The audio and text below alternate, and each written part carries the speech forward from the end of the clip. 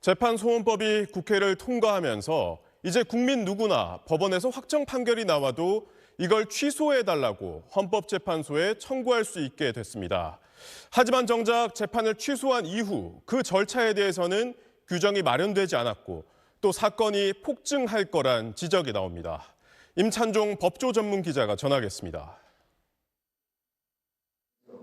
국회를 통과한 재판소원 관련 법령은 대통령이 공포하면 유예 기간 없이 곧바로 시행됩니다.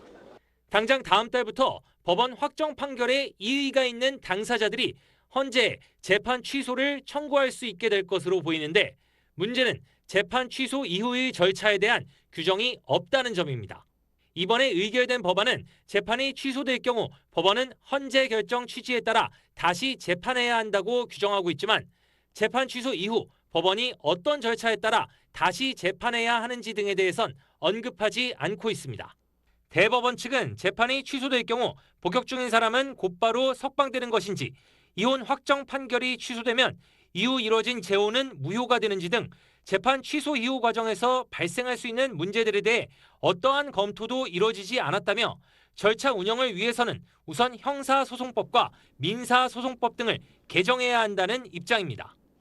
폭증할 사건 부담을 헌재가 감당할 수 있을지도 관건입니다.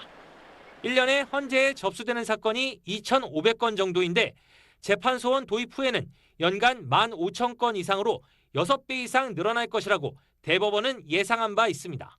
재판소원이 헌법 개정 사항이 아니라며 여야 합의 없이 입법을 통해 도입된 만큼 향후 정치적 상황에 따라 재판소원 제도가 수정 또는 폐지될 수 있다는 점도 헌재의 부담으로 작용할 수 있습니다.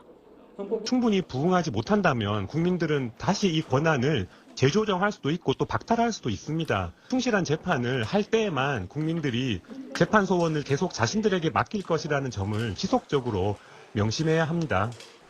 제기되는 우려에 대해 헌재 측은 재판 취소 이후의 절차는 소송법 개정 없이도 법원이 처리할 수 있고 사건 처리 속도를 높이기 위해 연구관 증원 방안 등을 검토 중이라고 설명했습니다.